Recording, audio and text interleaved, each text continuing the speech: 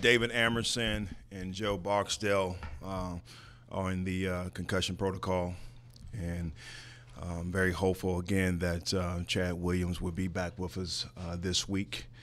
And with that, I will take your questions. With Chad, it was a case of him not being healthy yet, as opposed to just not fitting in. Yes, he was not healthy, and I didn't want to try to press it and bring him back too soon. What did you think of Brandon Williams when he got in there? I thought Brandon played well. I thought he made some plays, critical play on that third down, PBU. How are Dante and Quentin coming along? Could they be in that mix, or would you stick with Brandon if David can't play? Those guys have progressed well since they've been here, learning the system, doing some great things, but got a lot of confidence in Brandon. Could you amplify a little bit on your decision to go ahead and start Josh these last games and what good it does him? Well, I think number one, we talked about this before, just the quality reps that he's going to receive, and just his ability to be able to look at different things and learn and progress. Yesterday, I felt the need to take him out based off where we were in the game, but he didn't like that. He was disappointed a little bit, wanted to stay in there, and sometimes great players like that, you got to help them help themselves. But moving forward, we're not going to take a defeated attitude and say that we're going to put him on the shelf for the remaining of the season. We have to do a better job as coaches, starting with myself, by putting him in great situations, protecting him, and doing everything that we can to see his development and growth these last two games. Did you consider it at all, not playing him last 2 games? No, none whatsoever.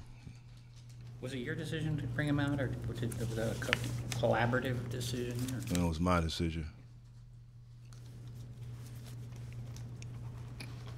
What is, in terms of what you saw on tape from Josh yesterday, I mean, aside from not having the time, obviously he probably wanted that, were there things that you wish he would have done differently in terms of his own play? Well, when you look at the first one, that's football. It happens. I just told the guys in there, I mean, we had several interceptions off tip-offs this year. We had to find a way to bounce back as a team.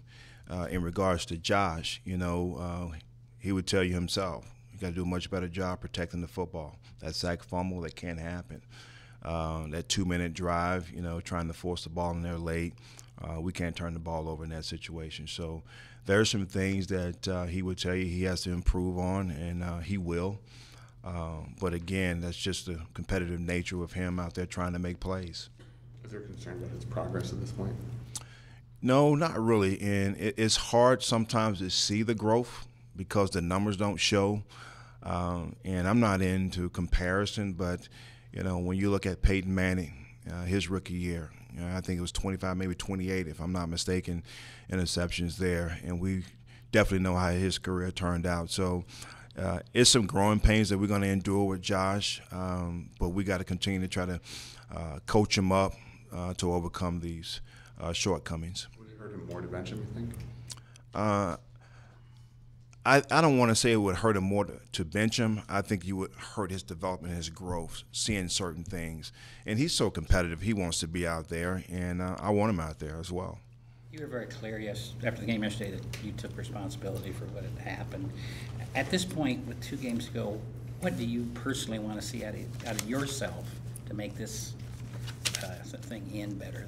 Well, number one, I want to make sure that we finish. We came out strong. Opening drive was great. Defense did a great job getting off the field. We have to find a way to be mentally tough. When certain things happen, we tend to go south, and we got to be able to overcome that. Defensively, we got to find a way to get off the field. Mentally, offensively, we got to bounce back. So just the mindset of finishing these last 2 games is important to me. When you had a chance to rewatch it, what were some things that led to the Falcons being able to run the ball so much?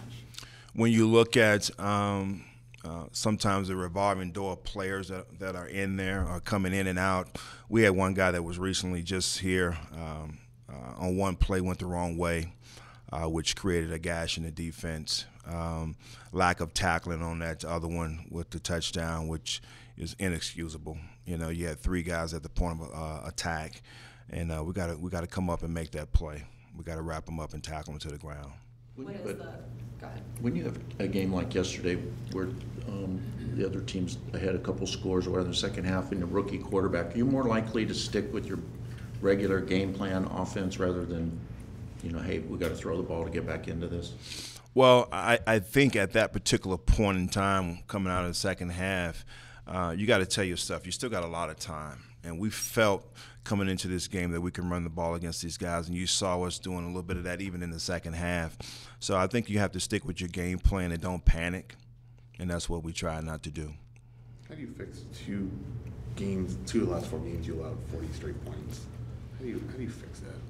Well, number one, we got to protect the ball, because a lot of it's been pick six, and then two is just ability to be able to stop the run.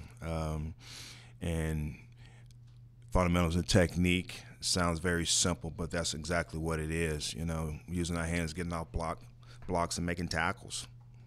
How do you handle all the speculation about your job?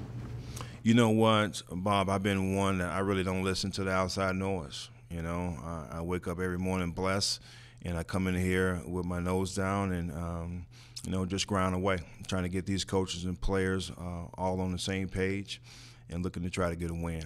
That's my focus. Toughest stretch of your professional career? I would say so. The lack of tackling, do you see that getting worse as the game goes on and the team's down by more and more? Is it that guys are just realizing how much they're behind? No, I don't think is that, Catherine. I just, again, just technique, fundamentals. I don't see us being, when I talk about being mentally tough, I don't see us being mentally fatigued from a standpoint of missing tackles. So we just got to do a better job of finishing. Are teams defending Jim a little bit different because of teams, they turn their protection to him. They do chip at times, trying to slow him down. And when that happens, other guys got to step up. Marcus, the guys inside trying to create some pressure and some push. How do you give Josh more time? I mean, do you go to 6-man protection, 7-man protection? What do you do? I think you just answered that. You got to go to 6-man protection, 7-man, particularly the guys that we're going to face this week. I think you got to do a great job of trying to move the pocket a little bit, boot sprint outs to try to, get him out of the pocket, and then also have an opportunity to be able to use his legs some as well. You're probably going to be dealing with an angry Aaron Donald, I'm guessing, angrier in this game, and that whole team after they come up with that loss. So that make the challenge even greater? No, not really. I mean, those guys are going to come in here and play hard regardless. They got a lot to play for at this particular time.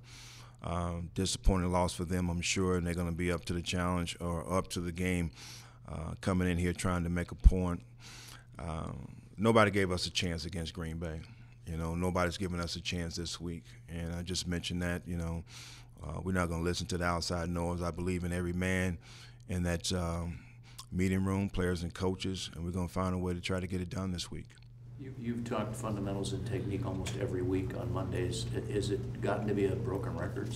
I don't really say it's a broken record. I think you can never get away from it. I think even if you talk to the playoff teams right now, the great teams, I guarantee you they still talking fundamentals and technique because you can't get away from it. It's not so much about always trying to over scheme. The game hasn't changed. It's about leverage. It's about angles. It's about blocking. It's about tackling, and we have to do a better job of all of them. Is it harder for the team to process a loss like this when it comes against the Falcons versus a big loss to the Chargers? No, I think a loss is a loss, and how they look at it is a mere fact of, we wanted to win the football game and we didn't. So we got to find a way to make the corrections and come out here on Wednesday and try to put together a good week of practice. Mentally, how do you feel like Josh has been dealing with kind of the struggles last few weeks? I think he's frustrated. You can see that, but he's a guy that understands how to hit the reset button and try to look at things in a different light. So Byron's doing a great job of coaching him up on the little things. So I'm looking forward to him bouncing back this week. What have your conversations with Michael and Steve been like the last few weeks? We talk ball, we talk scheme, we talk things that are going on with the players. So very fluent conversations, and that's it. Coach, thank you. Thank you, guys. Thanks, Coach.